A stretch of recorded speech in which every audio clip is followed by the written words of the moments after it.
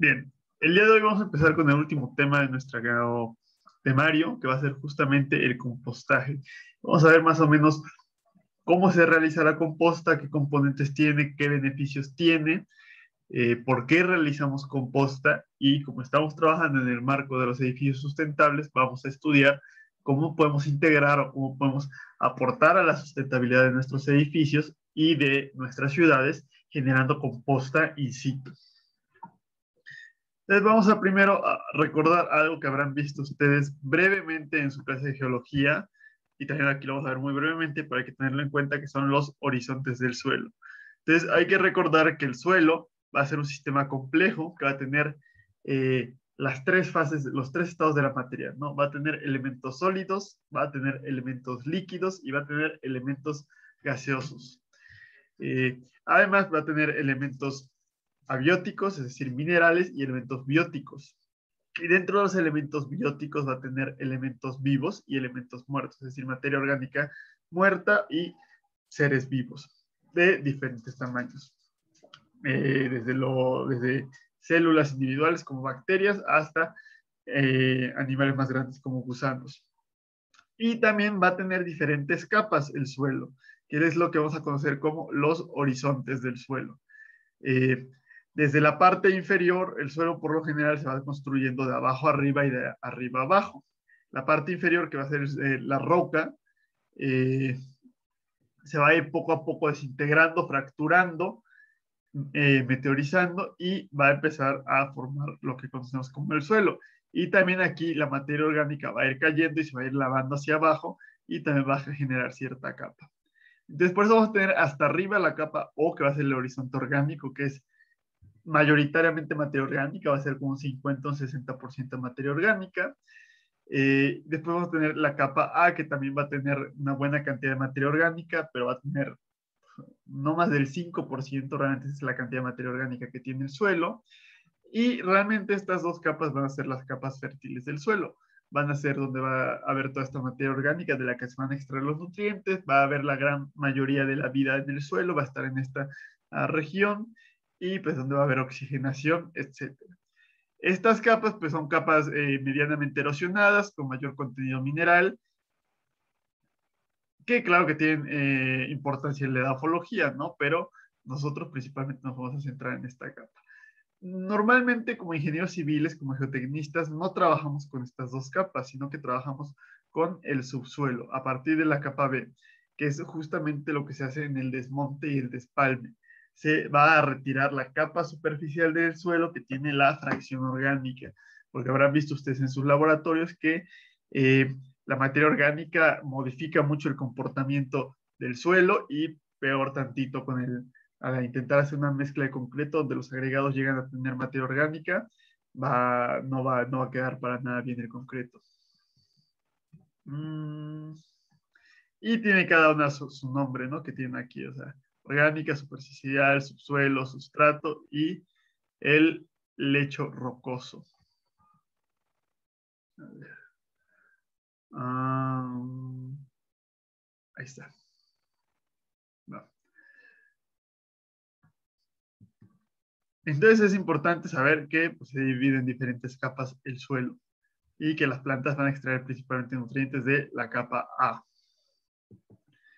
También, esto ya lo leyeron ustedes en parte, que va a ser la cadena trófica del suelo. Es decir, hay muchos seres vivos de muchos tamaños diferentes, de muchas especies y reinos diferentes, que van a estar interactuando entre sí, comiéndose mutuamente. Como dijimos en la ecología, no hay residuos, siempre lo que es residuo de un ser vivo es el alimento de otro, y justamente no es una interacción lineal, por eso hablamos de una red alimenticia. Es muy compleja, apenas se está empezando a conocer más acerca de los elementos que la componen y justamente se van a dedicar a descomponer y a estar reciclando la materia orgánica. En parte la materia orgánica que aporte la vegetación, los árboles, plantas, arbustos, todo va a caer al suelo y va a estar reciclando continuamente, que fue más o menos lo que hablamos que se hacía en las azoteas verdes, pero que no podía darse en los muros verdes porque estos eran verticales. Entonces, justamente es importante conocerla, por eso la lectura, porque es lo que le va a dar las características fundamentales que nos van a interesar del suelo.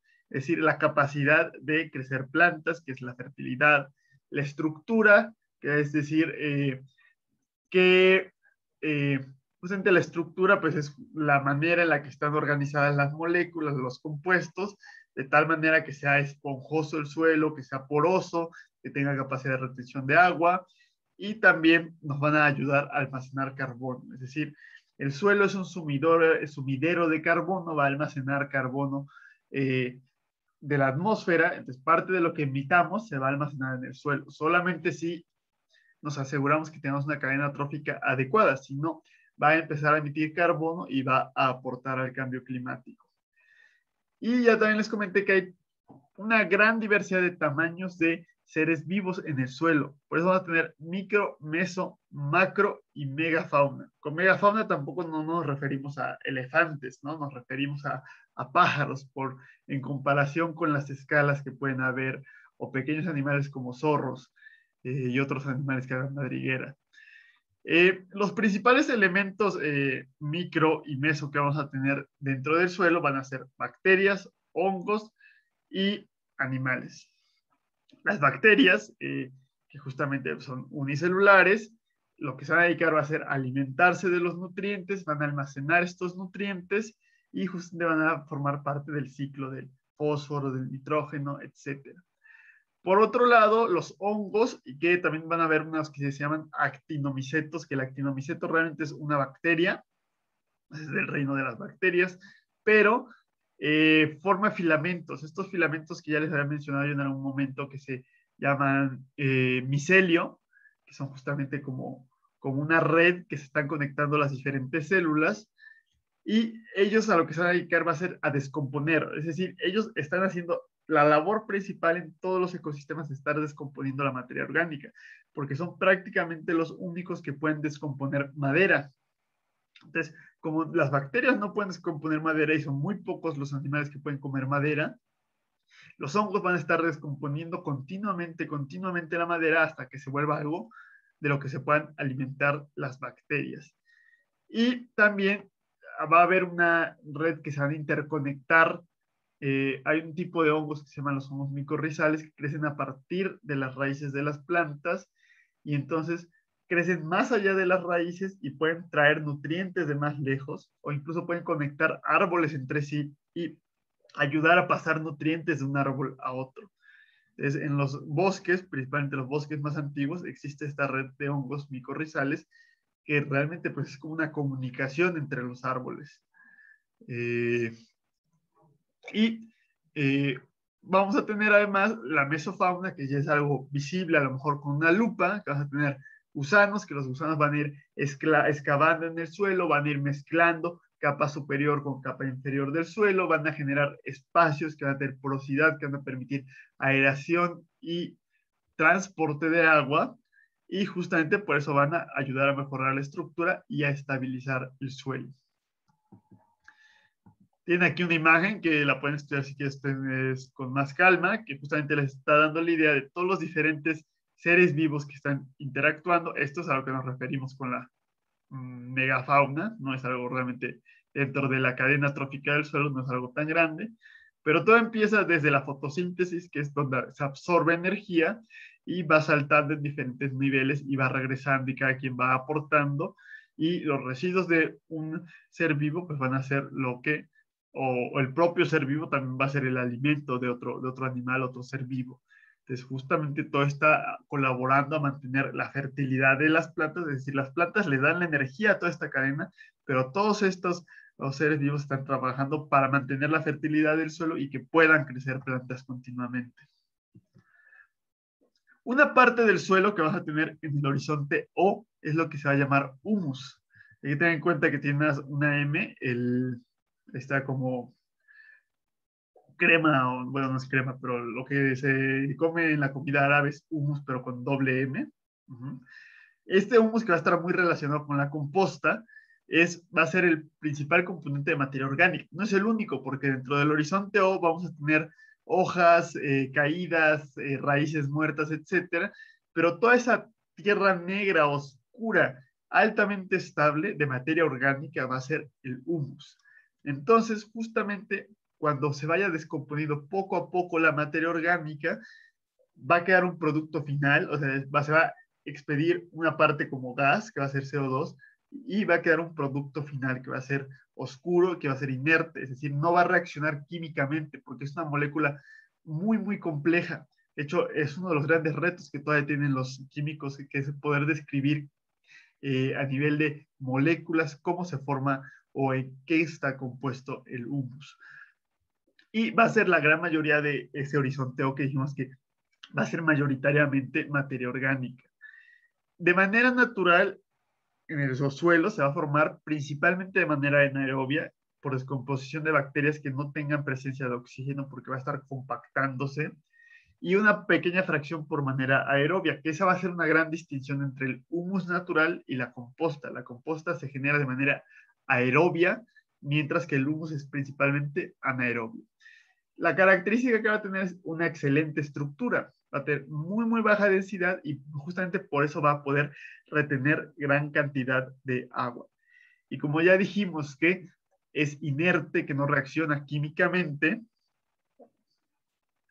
va a favorecer el almacenamiento de carbono. Es decir, no va a ser un carbono que se vaya a poder erosionar o volatilizar fácilmente. Entonces, justamente esta va a ser la manera en la que el suelo va a estar almacenando carbono a través del humus. Lo va a lograr almacenar a mediano y a largo plazo. Entonces, justamente lo vamos a llamar humus o materia húmica. De hecho, el proceso de descomposición que va a tener como resultado final el humus, le vamos a llamar la humificación de la materia orgánica. Bueno, otra de las características especiales del humus es que va a tener cargas negativas. Es decir, va a tener electrones de más, y esos electrones de más van a querer absorber ciertas partículas, ciertos cationes. Y va a resultar que también la arcilla, que la arcilla va a ser un tipo de mineral específico, o sea, lo podemos definir por el tamaño de partícula, pero también hay un mineral específico de arcilla, que va a ser grandes láminas que también van a tener cargas negativas. Pero además va a ser compatible la estructura del humus y de la arcilla y van a entrar en un consorcio, es decir, se va a mezclar la parte inorgánica con la parte orgánica del suelo. Por eso también es tan compleja las características y no se puede definir fácilmente a través de la química. Entonces, la arcilla también va a tener una capacidad o una carga negativa, y es lo que le vamos a llamar la capacidad de intercambio catiónico, que va a ser la capacidad del suelo de absorber cationes, de almacenarlos y entregárselos a las plantas. Entonces, un suelo con gran capacidad de intercambio catiónico va a almacenar nutrientes y también va a inmovilizar metales pesados, va a evitar que entren a la cadena trófica y que vayan afectando la salud de todos los niveles de la cadena hasta llegar a los humanos. Es decir, un suelo con mercurio puede ser inmovilizado gracias a la capacidad de intercambio catiónico del humus. Entonces, por eso también van a ser más fértiles los suelos, entre más capacidad de intercambio catiónico tengan, entre mayor cantidad de humus tenga que esté en consorcio con arcillas. Ahora, ¿cuál va a ser uno de los grandes problemas que tenemos en la actualidad? De los problemas ambientales o los impactos ambientales va a ser la erosión del suelo, que es justamente lo que podemos ver aquí. Esta es una parcela agrícola, pero el riego artificial o la lluvia se está llevando una gran cantidad del suelo, y ese suelo va a ir a contaminar los ríos y además va a lavar todos los nutrientes y va a lavar esa capa de materia orgánica. Entonces, cada vez va a ser menos fértil este suelo. Además que esta parte, que es poco estable, pues ya no va a servir para cultivar. Entonces, la límite de la parcela se va a ir haciendo cada vez más pequeño. Entonces, justamente estamos perdiendo las capas superficiales del suelo, el horizonte A, parte del horizonte, perdón, el horizonte O y parte del horizonte A, y estamos perdiendo la gran mayoría de la materia orgánica del suelo, de la fracción orgánica. Entonces también estamos perdiendo el carbono que tenía almacenado el suelo, y entonces está volviendo, en vez de ser un sumidero, va a ser una fuente de dióxido de carbono. Eso va a promover la desertificación y la fertilidad va a hacer que se pierda la fertilidad del suelo. Y la causa vamos a ser principalmente nosotros los humanos y nuestras actividades con respecto al cambio de uso de suelo, que ya vimos nosotros qué tan grave era la situación histórica y actual del cambio de uso de suelo. Entonces, todas nuestras actividades como deforestación, la construcción y también la agricultura intensiva, que es la agricultura industrial actual, va a favorecer esta erosión del suelo. Sistemas más tradicionales como la rotación, este sistema de la milpa, que les había comentado la clase pasada, no van a favorecer tanto la erosión y más bien van a favorecer la construcción del suelo. Pero los sistemas de labranza intensiva, hay que recordar la labranza, pues se hace pasar estas herramientas que van a estar revolviendo continuamente el suelo y van a hacer los surcos para poder eh, plantar las semillas en la siembra, ¿no?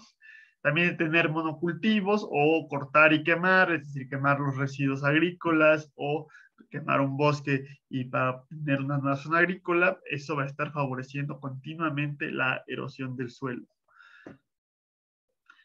Entonces, la labranza es importante porque va, sobre todo en suelos nuevos, en suelos poco fértiles, se utilizaba o se usa porque la idea es que oxigene el suelo y mejore la permeabilidad. Y también va a servir como control biológico porque va a reducir la cantidad de maleza que tengamos.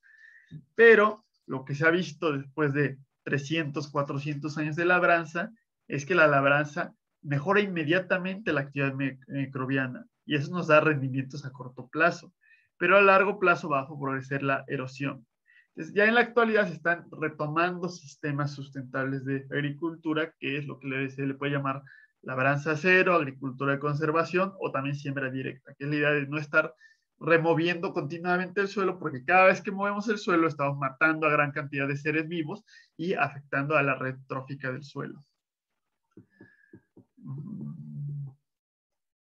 Entonces, cuando vamos perdiendo poco a poco la fertilidad del suelo, lo que se suele hacer en la actualidad es utilizar fertilizantes, se llaman fertilizantes minerales o fertilizantes fósiles, porque pues, sí, realmente se sacan los fertilizantes de una mina o del petróleo se pueden fabricar fertilizantes, que son agroquímicos, lo que se le llama, ¿no?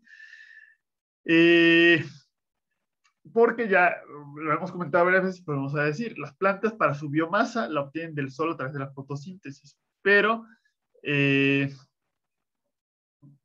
obtienen también, más bien, la energía la obtienen del sol, como dice ahí, la biomasa de la atmósfera, es decir, el CO2 que están realizando la fotosíntesis, como les decía, y los nutrientes que necesitan para crecer, para obtener fortaleza, los van a obtener del suelo.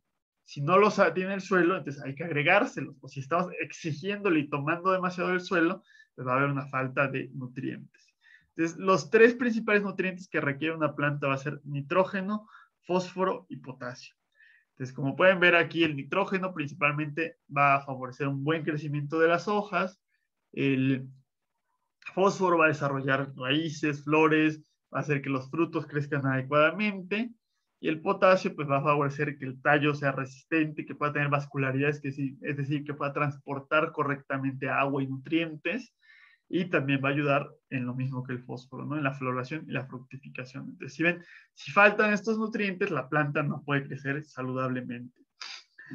Entonces, los fertilizantes sintéticos se van a centrar en estos nutrientes. Y de hecho va a haber una característica o un valor que van a tener los fertilizantes por los cuales vamos a considerar qué tan buenos o qué tan útiles son, que se le va a llamar el NPK. Es decir, todos los fertilizantes, si ustedes compran una bolsa de fertilizantes o la próxima vez que vayan a Home Depot, fíjense en el fertilizante, aunque no lo compren, y va a traer un número NPK. Y va a ser un número para cada una de las letras. Es decir, su valor NPK es 1648. Y resulta que estos números son porcentajes. Es decir, a ver, hay dos personas en la sala de espera. Listo. Si nos dice que tiene 16, quiere decir que de la masa total, 16% es nitrógeno, o 4% es fósforo, o 8% es potasio.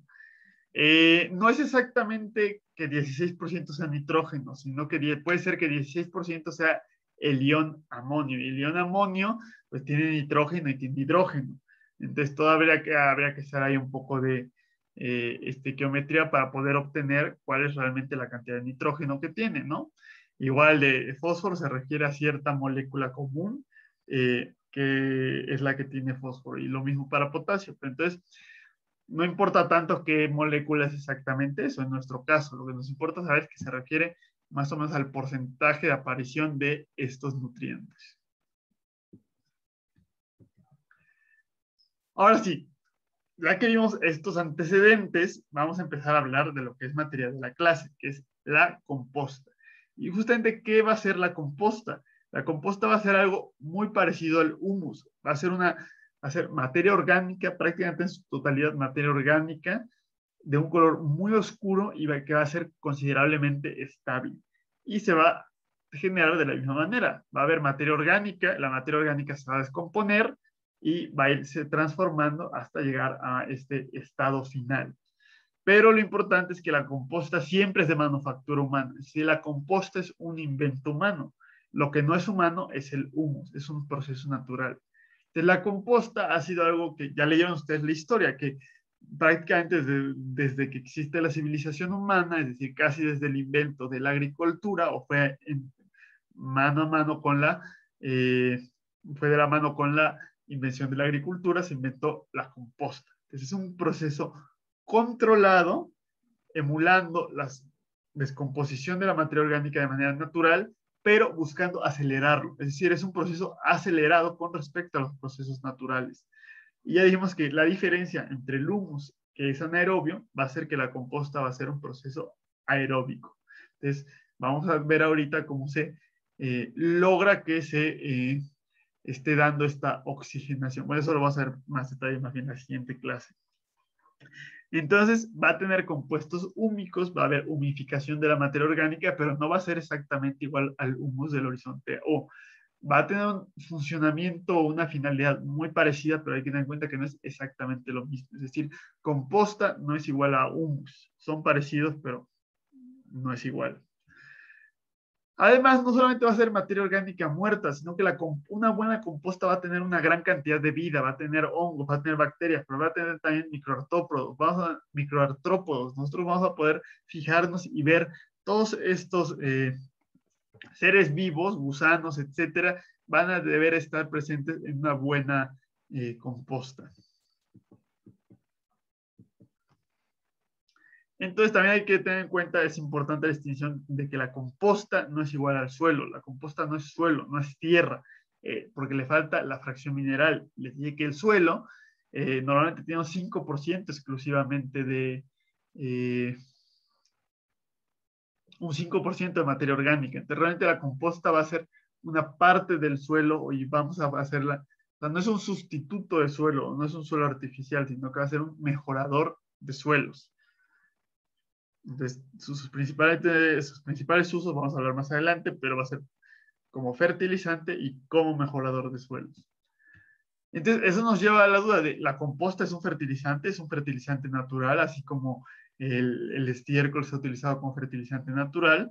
Y resulta que la composta sí va a favorecer considerablemente el crecimiento de las plantas, va a aumentar la fertilidad, la salud de las plantas, y la composta va a almacenar la mayoría de los nutrientes que estén presentes en la materia orgánica original, la va a almacenar la composta. Pero cuando nosotros analizamos químicamente su valor NPK, resulta que va a ser muy bajo, porque la composta va a ser principalmente carbono. Entonces, teniendo un valor NPK tan bajo, ¿por qué va a ser mejor que estos fertilizantes sintéticos que nos presumen entre más alto sea el número, va a ser mejor? O sea, la composta puede tener un número de 111, mientras esto puede tener 1648. Les digo, es muchísimo menos lo que va a tener de fertilizantes. Entonces, lo que va a pasar es que la mayoría de los fertilizantes sintéticos van a ser solubles. Entonces, cuando se riega o cuando llueve, se van a deslavar la mayoría, un gran porcentaje de estos fertilizantes y no van a ser aprovechados por la planta. Y además van a ser una fuente de contaminación difusa.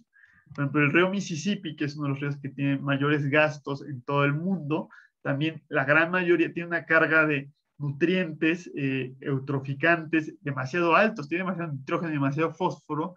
En el delta, adelante del delta del Mississippi, hay unas zonas del Golfo de México que son zonas muertas, son zonas donde hay un crecimiento de algas, entonces todos los exagerado y todos los demás seres vivos, peces, etcétera, pues ya se murieron o ya se fueron a otro lado, porque ha generado una eutrofización marina, ese exceso de nutrientes que se llevaron al río Mississippi difusamente de todas las parcelas agrícolas que hay cercanos en la cuenca del Mississippi, ¿no?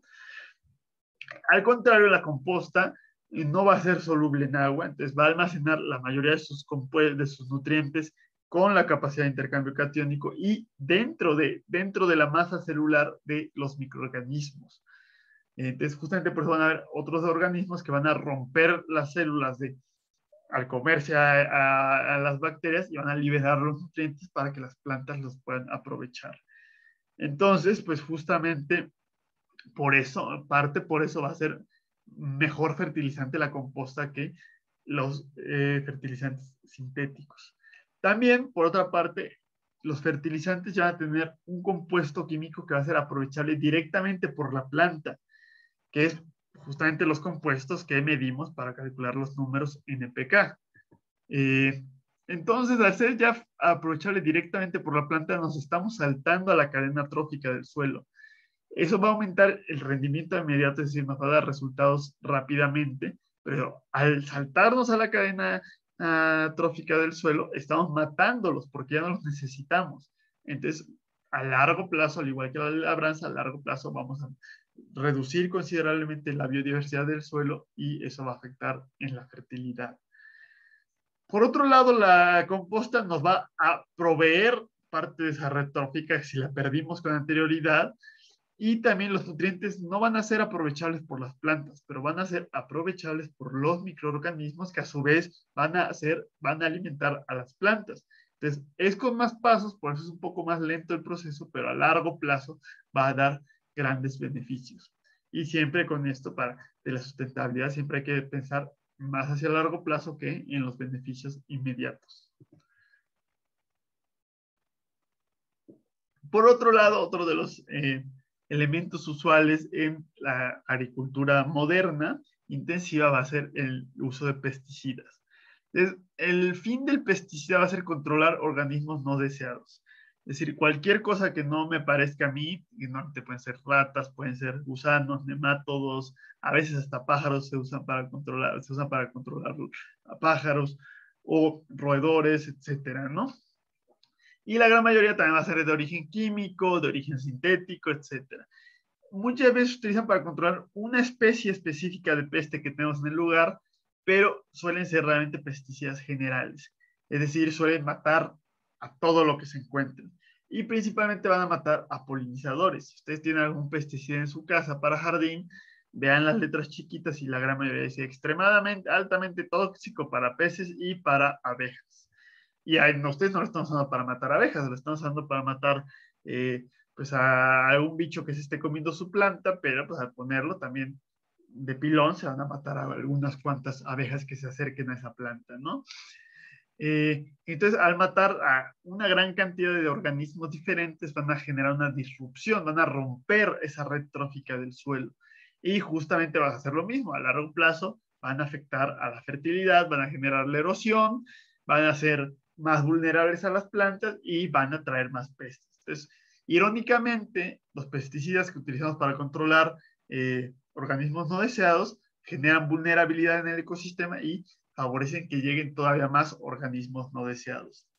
Naturalmente, sí existen estos organismos no deseados o que afectan a la salud de las plantas, o sea, no es como que salgan de la nada, existen en los ecosistemas naturales, pero por lo general tienen depredadores, entonces va a existir un balance entre estos organismos benéficos que nos van a ayudar y las pestes, y van a mantenerse controladas las poblaciones de la peste, por lo que va a haber un control natural. Y para que exista ese control natural, tiene que haber una red trófica adecuada, que es parte de lo que ustedes ya leyeron en su tarea. Entonces, La composta justamente nos va a ayudar a restablecer ese balance, minimizando la necesidad de pesticidas. Y que cuando lleguemos a necesitar usar pesticidas, que no sea algo cotidiano de cada vez que hacemos la labranza o la siembra, ¿no? No, o sea, que la idea es que sea muy eventual y que cuando se llegue a necesitar, sea principalmente pesticidas naturales los que se utilicen. ¿Qué otros?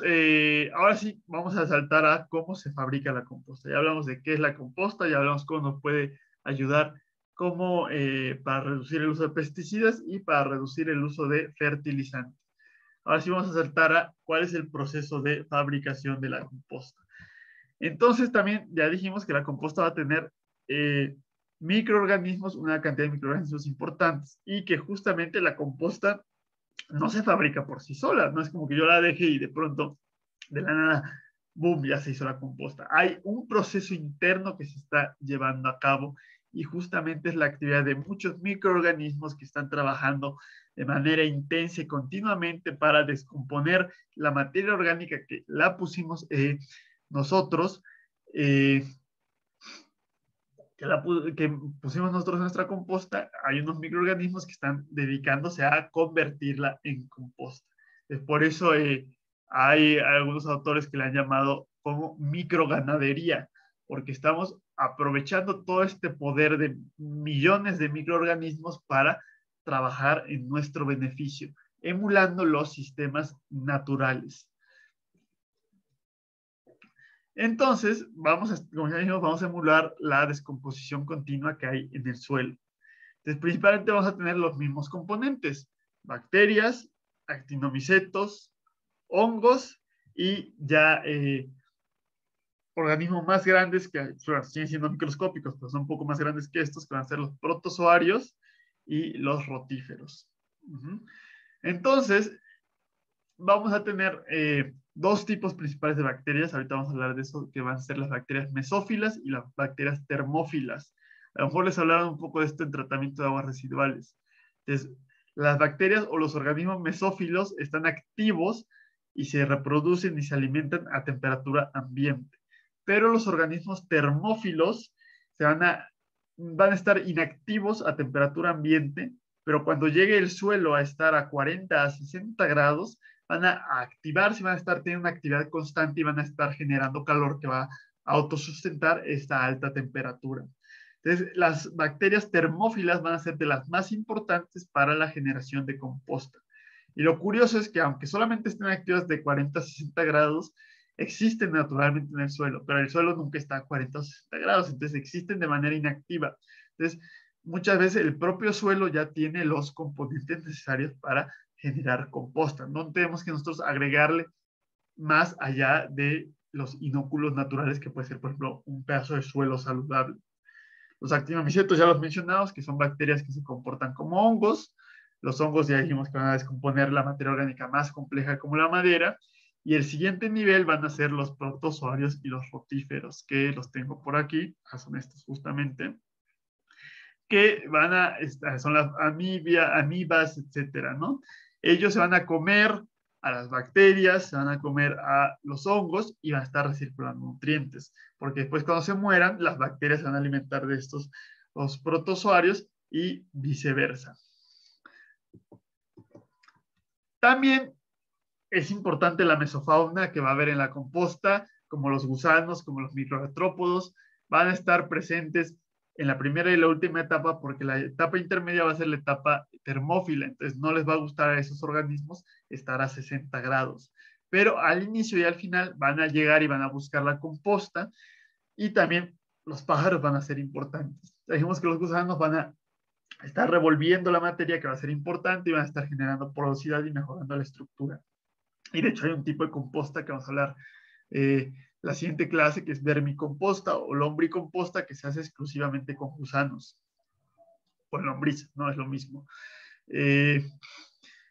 Los animales, los pájaros, sobre todo lo que nos van a hacer, van a importar esta biodiversidad de otros elementos naturales, de otras áreas verdes, porque el pájaro se va a alimentar por allá y alimentándose en el parque que tengo por allá, va a poner sus patas sobre el suelo y entonces sobre el suelo se le van a llenar de esporas, se va a llenar de bacterias, etcétera, y van a volar a nuestra composta, se van a alimentar de nuestra composta, de a lo mejor de las lombrices que hay en la composta, y al poner las patas sobre la composta, van a dejar las esporas, y esas esporas van a traer nuevos organismos que no existían con anterioridad en la composta. Entonces sí, es benéfico tener una composta al aire libre donde haya ciertos animales trabajando continuamente.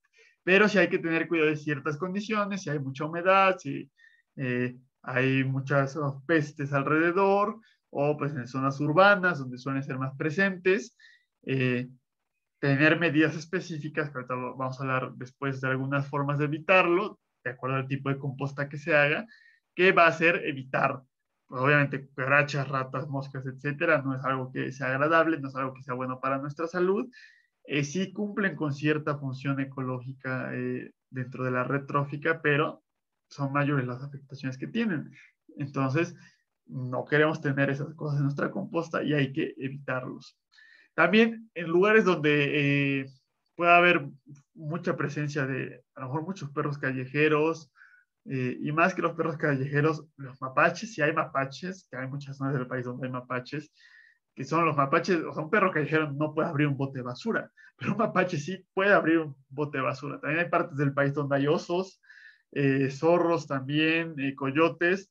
Ahí hay que tener cuidado con usar carne en la composta porque puede atraerlos desde varios kilómetros de distancia y pues pueden destruir nuestro compostero o pueden revolver todo y generar o tener, pues en el lugar donde tenemos la composta, pues tener una plaga de mapaches, ¿no? Entonces hay que tener cuidado con esa megafauna.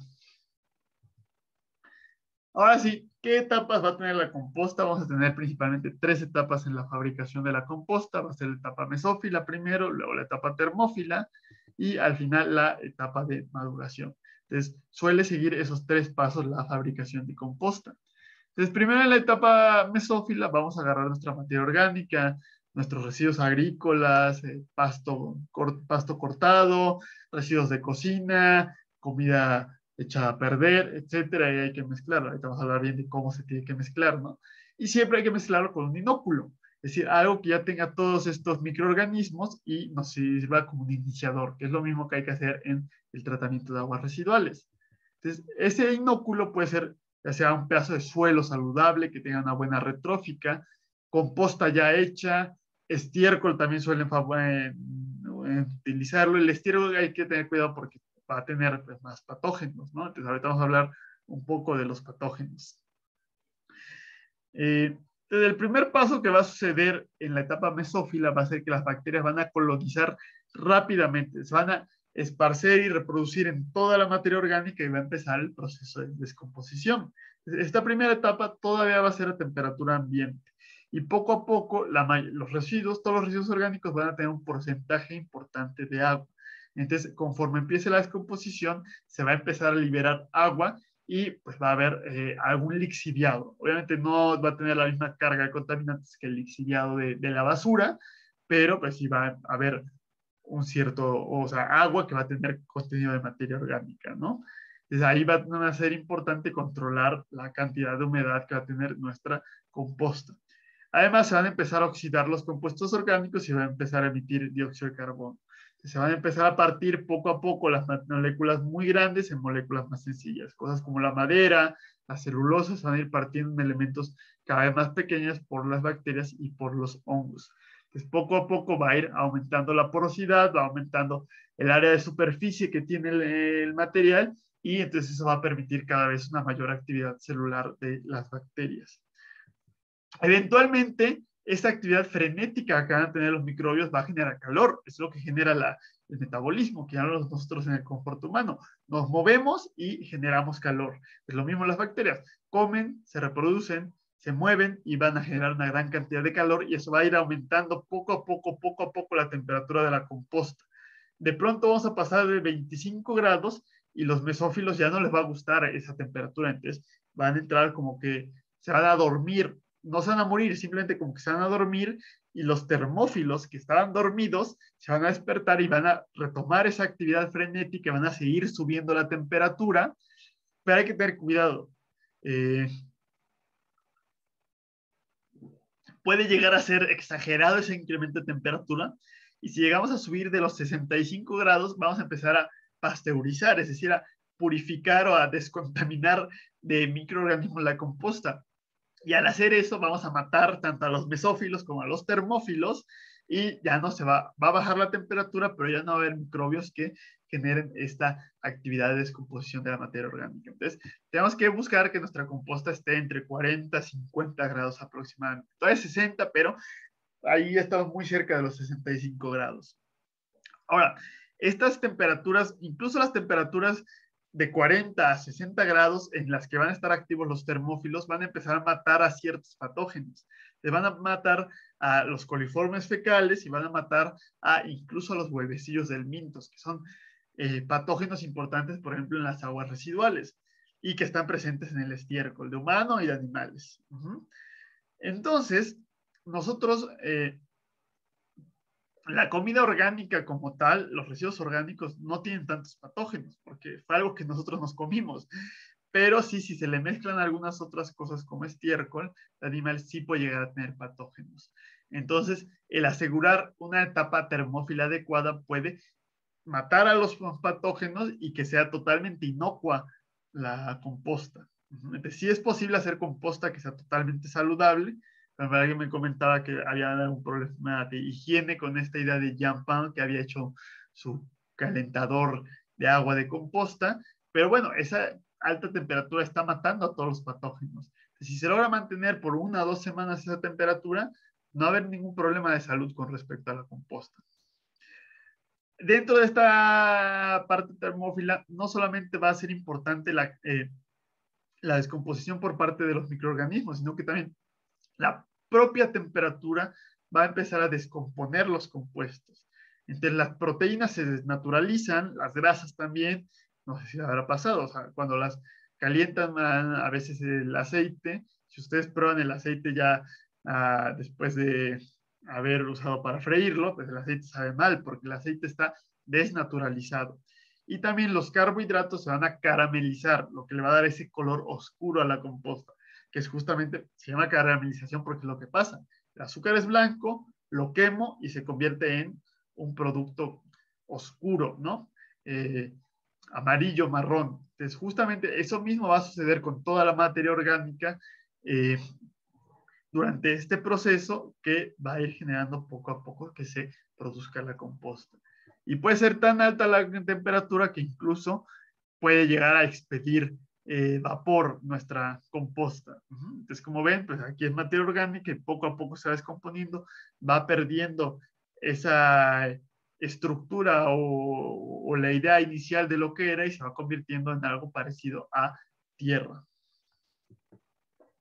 Ya por último, vamos a llegar a la etapa de maduración, donde poco a poco se va a agotar el alimento, ese alimento se va a inmovilizar dentro de los propios microorganismos y ya no tienen que comerse.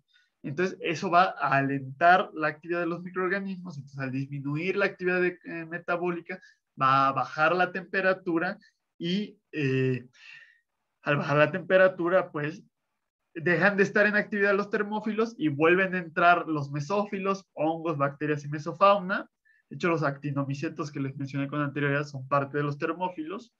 Entonces vuelve a entrar la mesofauna, ahora sí van a entrar microartrópodos, lombrices, etcétera, que no habían querido entrar con anterioridad y van a acabar de descomponer todo lo que no quedó por descomponer de la materia orgánica y ahora sí va a entrar el proceso de humificación o maduración de la composta, donde se van a estabilizar los compuestos a hacer algo que ya no va a ser fácilmente, que ya no se puede descomponer más, ¿no? Es materia orgánica, pero ya es estable.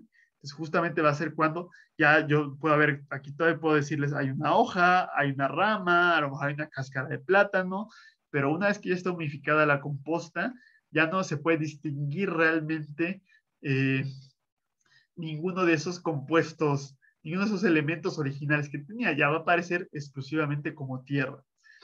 Ahora, es muy importante esta etapa y es importante darle la longitud adecuada que va a tener. Vamos a hablar en la siguiente etapa de la duración de los procesos de compostaje, pero bueno, pueden ser desde 2 semanas hasta un año, dependiendo de cómo se haga la composta.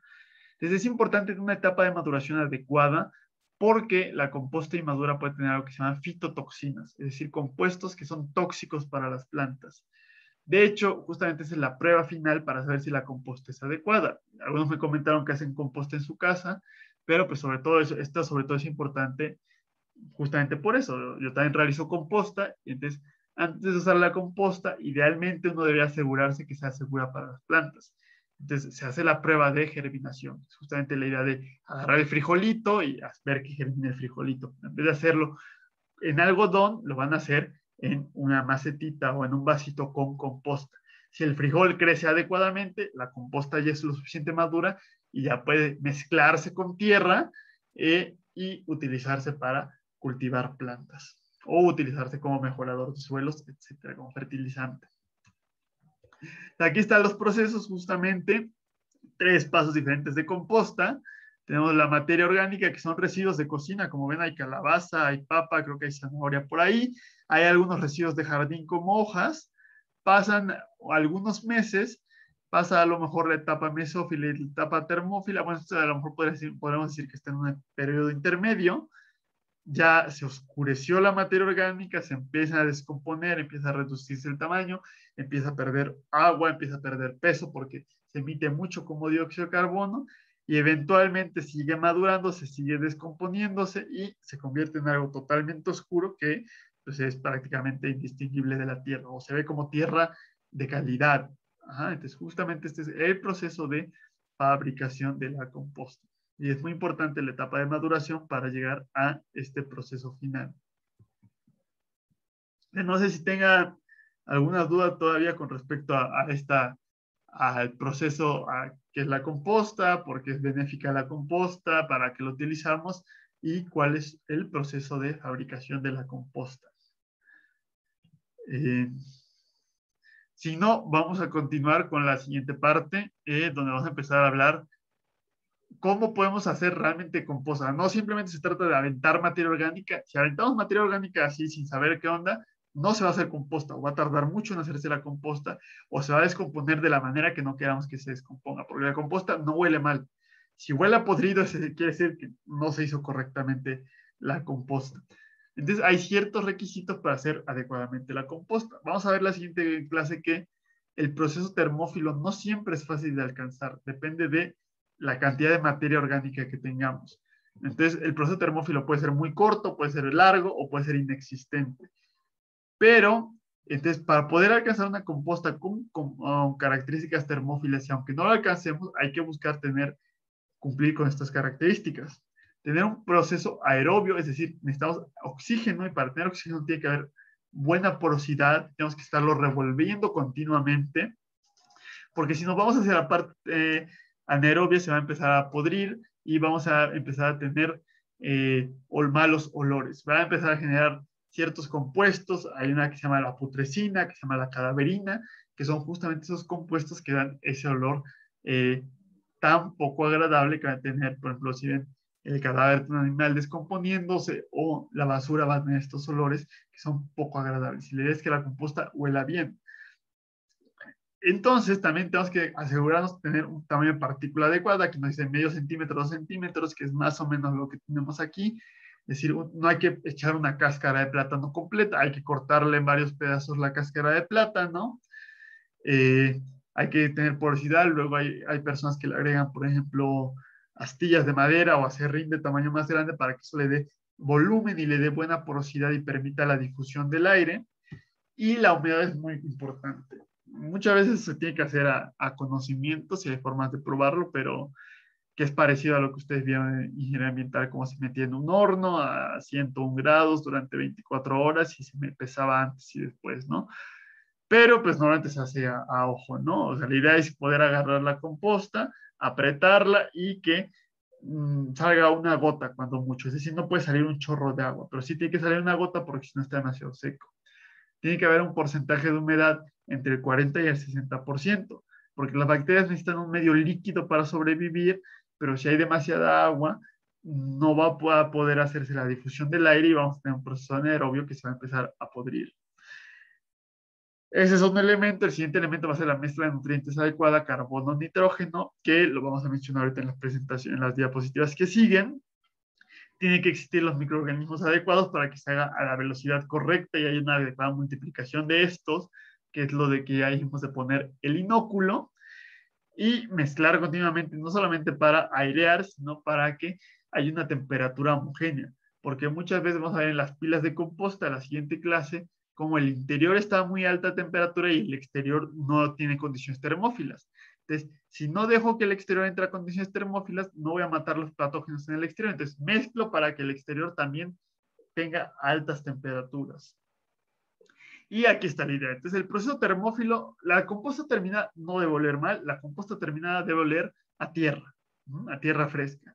Y el proceso de descomposición de la composta, sobre todo si es termófilo adecuado, no va a generar malos olores, no debería oler mal mientras está humeando la composta y también justamente estas altas temperaturas va a disuadir a plagas, es decir, a las cucarachas, a las ratas, zorros, osos, mapaches, etcétera. No se van a meter a algo que esté a 40, 60 grados para sacar, a ver qué encuentran de comida. Entonces, un proceso termófilo correcto también va a disuadir a muchas pestes.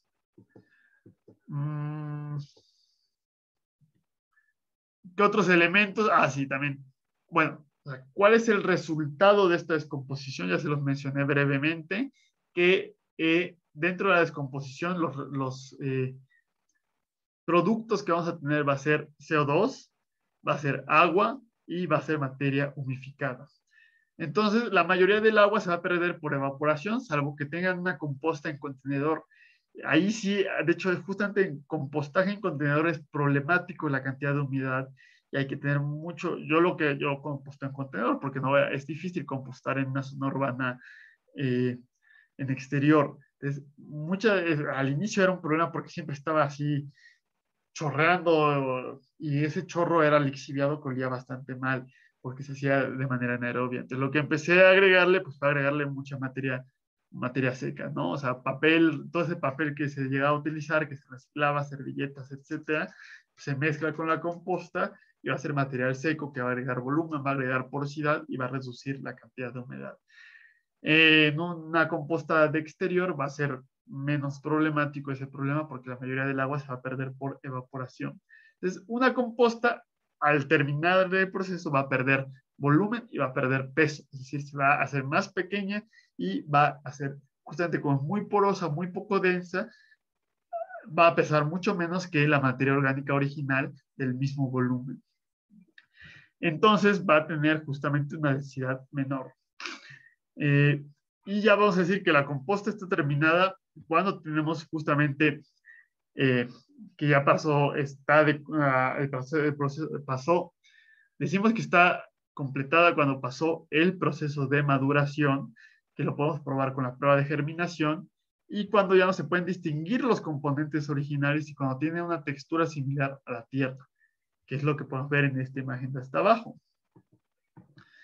Y ya les digo que puede ser de 2 semanas a 1 año, de acuerdo al tipo al proceso que se haga, ¿no? Vamos a ver esos procesos particulares en la siguiente clase. Y aquí está la idea, ¿no? Tenemos nuestra pila de composta con materia prima, que va a ser materia orgánica. La propia materia orgánica tiene algunos componentes minerales, tiene que tener cierta cantidad de agua para alcanzar la humedad adecuada, que puede venir en la materia orgánica, o a lo mejor se la tenemos que agregar.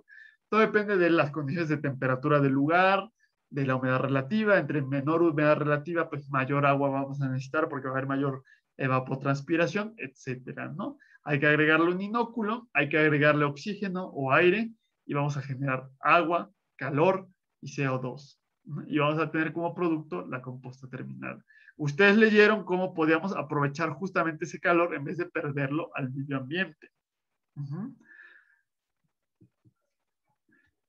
Ahora, ¿qué va a pasar con las emisiones de gases de efecto invernadero? Mucha gente luego ve esto y dice, ah, bueno, la composta genera dióxido de carbono, entonces la composta está aportando al cambio climático y no es tan buena la composta. ¿Para qué hacemos composta si está generando, si es una fuente de emisiones de dióxido de carbono. Ahora, justamente esas emisiones de dióxido de carbono que las llamamos como antrópicas o antropogénicas son el dióxido de carbono que se genera de manera artificial. Es decir, este dióxido de carbono es natural porque la materia orgánica, si no la descompongo yo aquí en la composta, se va a descomponer en el relleno sanitario. O si no la estuviera utilizando yo y las hojas se cayeran al, al suelo en el bosque, se descompondrían las hojas también para generar esa humificación y esa humificación siempre va a generar dióxido de carbono. Entonces, ese dióxido de carbono que se genera de manera natural en los ecosistemas y que también se genera en la composta de manera natural, le vamos a llamar CO2, no creo que no sé si viene por ahí. ¿Quién sabe? Bueno, se llama CO2 biogénico, ajá, generado de manera biológica, que es contrapuesto al CO2 antropogénico y el que contamos en nuestras emisiones de dióxido de carbono por parte de la actividad industrial humana es el CO2 antropogénico. Entonces, en la mayoría de las cuentas, pues no se toma en cuenta este CO2. Y aunque ustedes quieran tomarlo en cuenta, hay que comparar siempre, que es lo que vimos en este ciclo de vida. ¿Cuál es la alternativa del compostaje? El relleno sanitario. En el relleno sanitario no hay condiciones aerobias, no hay oxígeno, entonces va a ser una descomposición anaerobia y se va a generar metano. Y si ustedes recuerdan, ya les mencioné que el metano es 25 a 28 veces más potente que el CO2. Entonces, toda la masa que se generaría como CO2 se va a generar como metano. Entonces, la misma materia orgánica va a tener un impacto de efecto invernadero muchísimo mayor que si la descompusiéramos de materia de manera aerobia. Entonces, de alguna manera se tiene que descomponer y podemos decir descomponerla en el relleno sanitario generando metano o descomponerla en una pila de composta y generar dióxido de carbono. Y siempre va a ser menor el potencial de calentamiento global de la composta que de la descomposición en relleno sanitario. Justamente eso va a depender del metano. Por eso, y además porque la materia orgánica restante, que en un relleno sanitario o que si la quemamos, se va a erosionar, se la va a llevar el viento y eventualmente va a regresar como CO2, en la composta la mezclamos con la tierra o la agregamos a la tierra y se va a almacenar al menos a mediano plazo ese de CO2. Entonces, justamente esa combinación de CO2 contra metano y agregar el carbono estable a mediano plazo a la tierra va a hacer que realmente, aunque esté emitiendo CO2 la composta, está ayudando a combatir el cambio climático. Es algo que deberíamos hacer con todos los residuos orgánicos, estar compostando. Además, el compostar, si yo al camión de basura le entrego mis residuos orgánicos, los residuos orgánicos son húmedos, pesan muchísimo. El transportarlos requiere energía, requiere quemar combustibles fósiles para llevarlos a un relleno sanitario. Que si yo hago la composta en mi casa, pues no me estoy ahorrando todas esas emisiones asociadas al transporte. Hay otro problema que va a ser el óxido nitroso. Eh, Este sí es un gas de efecto invernadero muy potente que es 300 veces más potente que el CO2. Se genera sobre todo en los automóviles. Por el calor reacciona con el nitrógeno del aire en el escape de los automóviles. Y también se puede llegar a generar en la composta. Si la composta alcanza temperaturas muy altas, además de empezar a morirse los microorganismos benéficos, vamos a empezar a generar este compuesto, ¿no? Y este compuesto, aunque se genere, como estamos nada más generando CO2 y óxido nitroso, suele ser menor el potencial total de calentamiento global que del metano generado en relleno sanitario. Y además, esto solamente se va a dar en compostaje industrial y en compostaje industrial cuando no están bien eh, controladas las condiciones de temperatura. Entonces, en una composta de casa nunca se va a generar este compuesto, sino que lo que se va a generar va a ser amoníaco. Y el amoníaco no es un gas de efecto invernadero, pero sí le puede dar un fuerte olor, ¿no? Que es más o menos, o sea, no es un olor a podrido, porque no son estos otros compuestos que les dije, o sea, es un olor, sí, es como un olor a gas, o sea, o sea, sí es parte del olor a podrido, pero es dentro de los olores a podridos es de los menos, eh, o sea, de los que no son tan malos, ¿no? O sea, va a ser un olor como o sea, justamente lo que nosotros identificamos como olor a gas, que es lo que va a tener el amoníaco, que le puede dar entonces ese fuerte olor.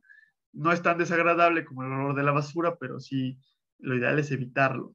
Pero entonces, este gas de efecto invernadero tan potente es muy raro que se genere en la composta. Sí puede llegar a suceder y hay que tenerlo en cuenta, pero cuando las temperaturas son muy altas. Ahora sí, yéndonos a la relación carbono-nitrógeno. Entonces, si ustedes recuerdan lo que llegaron a ver de química orgánica en la preparatoria, que pues, todos los compuestos orgánicos tienen como elemento estructural base el carbono. Entonces es muy importante para generar biomasa. Por eso es importante dentro de la alimentación de los microorganismos que coman suficiente carbono. Y también para nosotros y también para las plantas. Por otra parte, el nitrógeno se va a encontrar en todas las otras moléculas. Es decir, en las proteínas hay nitrógeno, en los aminoácidos hay nitrógeno, en el ADN hay nitrógeno. Entonces, si tenemos puro carbono, pero no hay nitrógeno, no podemos generar todas estas otras biomoléculas que son fundamentales también, ¿no? También en sí, bueno, o sea, la pared celular o la membrana celular también se encuentra el nitrógeno, ¿no? Entonces no puede hacerse una célula correcta si no hay nitrógeno.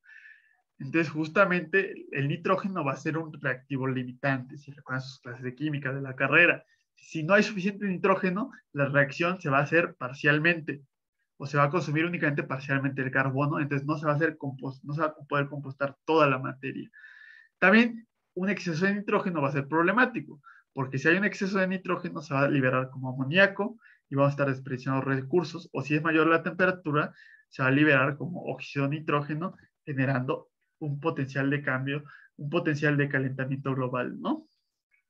Entonces, para que tengamos una cinética adecuada, que es la cinética química, que también lo deben haber visto en sus clases de química, es decir, que la reacción se haga a una velocidad correcta, y bueno, si se dedican a ingeniería ambiental, estos términos de cinética química van a ser bastante importantes.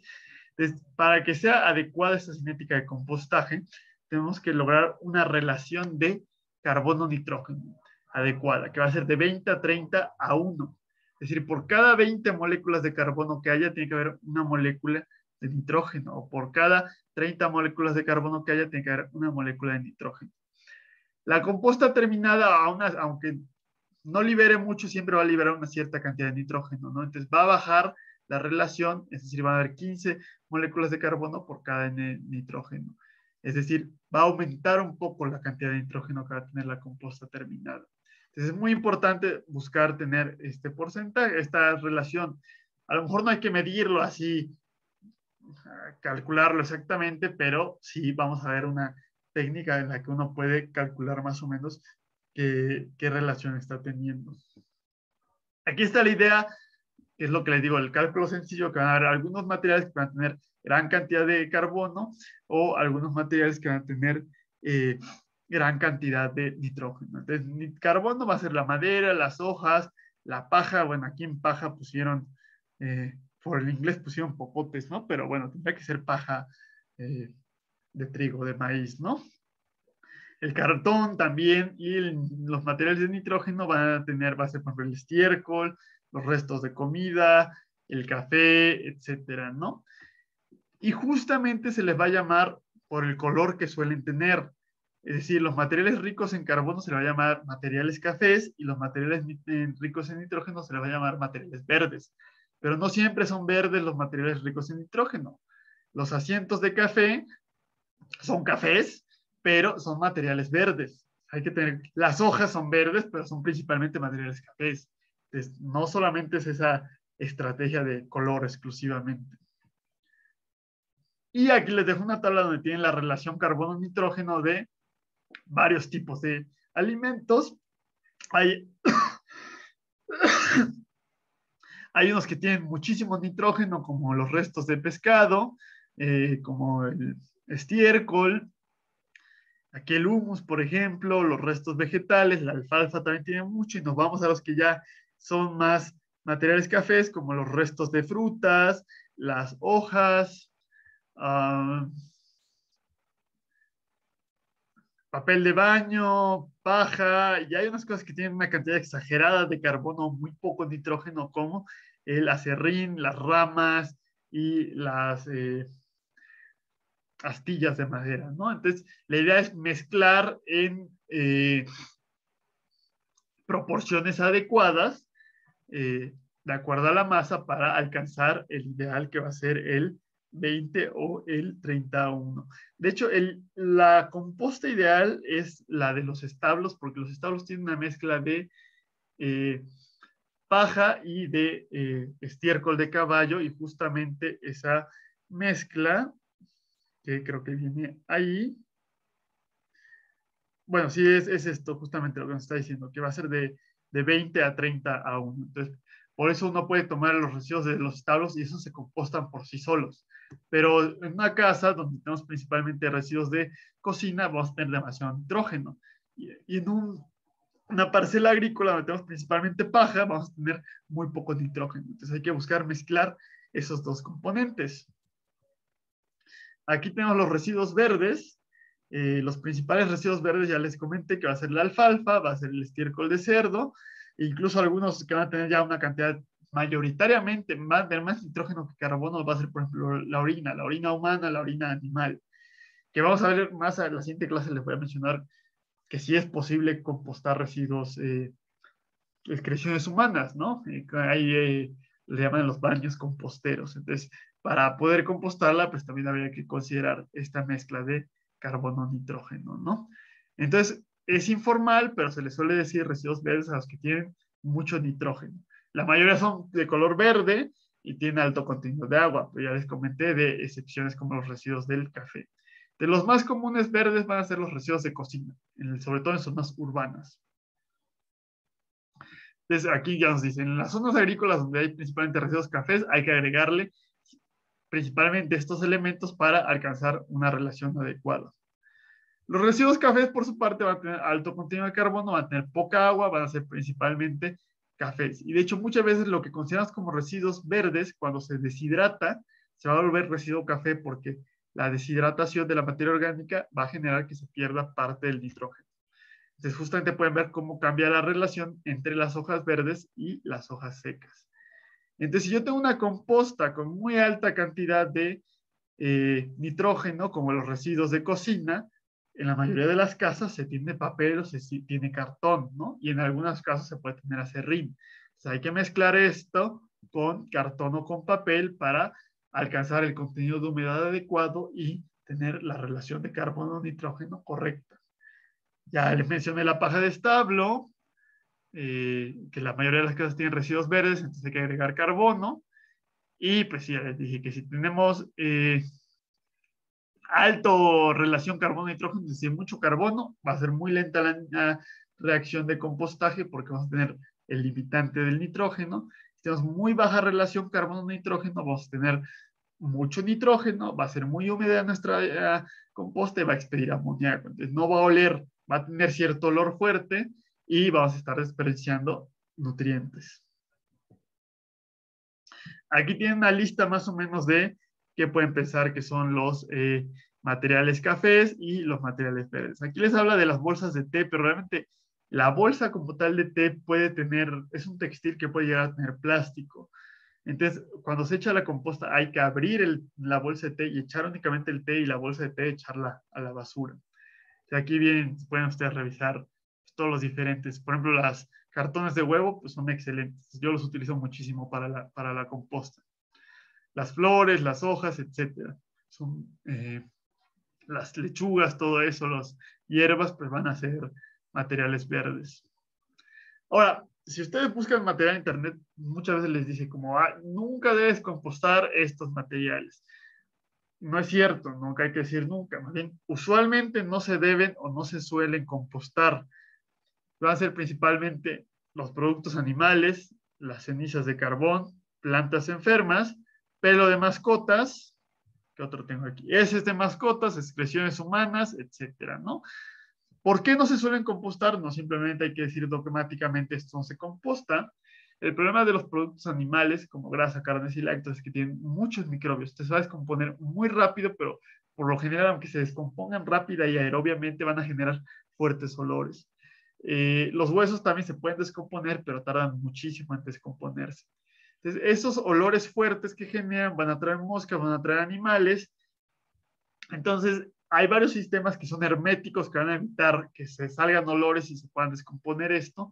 O si tenemos una muy buena composta muy rápida, también se puede descomponer esto. Yo como tengo composta en contenedor, composto estos productos animales y no tengo problema, ¿no? A veces sí suelo tener un poco de olor a amoníaco porque les digo, es difícil controlar la cantidad de humedad en un contenedor, pero sí se puede, sobre todo si no se tiene tanto problema de pestes, se puede compostar estos productos. Las cenizas de carbón, si ustedes hacen carne asada y tienen briquetas o pellets, tienen que revisar muy bien qué tiene porque pueden tener hidrocarburos, es decir, productos derivados del petróleo, eh, o pues comprar el carbón vegetal natural y usarlo poco. Ese sí se puede utilizar, pero también tiene un pH muy alto. Entonces, si echamos demasiado, vamos a incrementar mucho el pH, que no va a ser una composta buena, vamos a matar a los microorganismos y también si agregamos demasiado, vamos a aumentar la salinidad.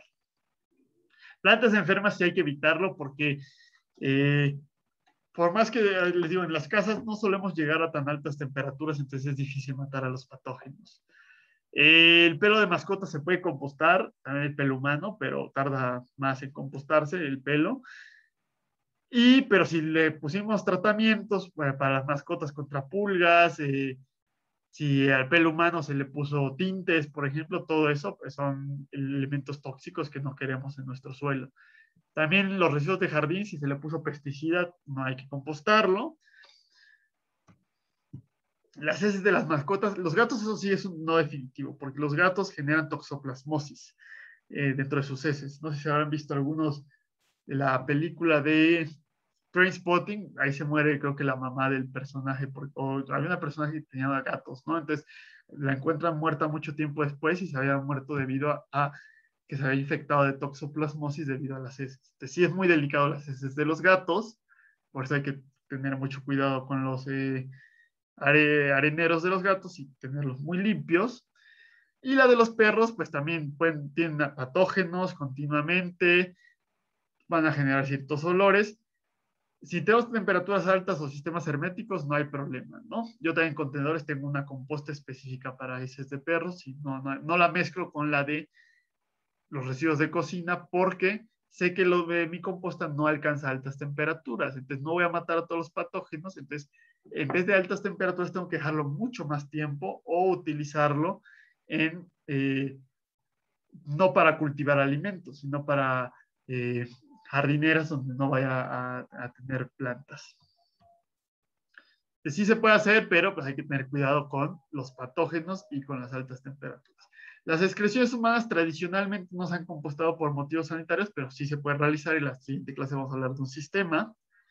El nogal negro sí hay que tener problema porque es fitotóxico. También el que le sale el eucalipto, su composta va a matar a las plantas.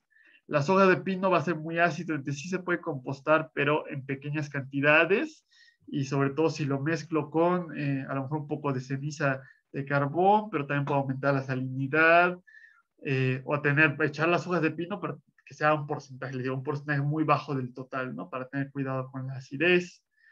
El plástico, ahorita hablamos de esto. ¿Qué más nos queda? Ya acabamos, ok. La madera tratada pues, va a tener sustancias químicas que no son adecuadas.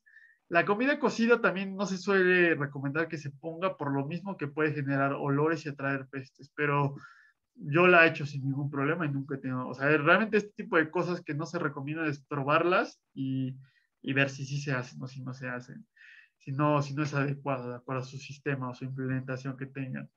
Y en los sistemas industriales todo esto pues sí lo compostan, ¿no? Salvo algunas cosas que, o sea, bueno, el nodal negro, ese no lo pueden detectar en la, en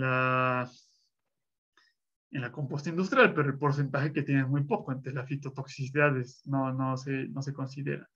Realmente toda la materia biodegradable se puede compostar si tenemos un sistema adecuado. Ahora, en cuanto al plástico biodegradable, el problema que tiene el plástico biodegradable es que no es biodegradable realmente es oxodegradable, entonces se desintegra en presencia de la luz y del oxígeno y más que biodegradarse, se parte en pedazos más pequeños. Entonces, ese plástico que nos venden como biodegradable realmente lo único que se hace es convertirse en microplástico más rápido. Entonces se convierte en un problema mayor. Entonces suele ser una estafa el plástico biodegradable, por más que tenga certificación, el proceso no es una biodegradación realmente, porque no entra de manera saludable a la cadena trófica. Hay unos plásticos que se supone son compostables, y eso sí hay, pero tiene que ser, o sea, si un plástico me dice que soy compostable, tiene que venir acompañado de un certificado o de la certificación especial que es para plásticos compostables. Y la mayoría de esos plásticos compostables necesitan altas temperaturas para activarse. Es decir, necesitan estar como a 50 grados durante 2 semanas para que empiece la desintegración. No crean que si ustedes tienen una composta en su casa y le ponen un plástico, un plástico compostable, se va a desintegrar. Nunca se va a desintegrar porque esas condiciones de altas temperaturas durante tiempos prolongados normalmente solo se consiguen en el compostaje industrial. Entonces, esos plásticos compostables sí se pueden compostar, pero en condiciones industriales. Y el plástico biodegradable, por lo general, es una estafa. Entonces, eso sería todo lo de la clase de hoy. No sé si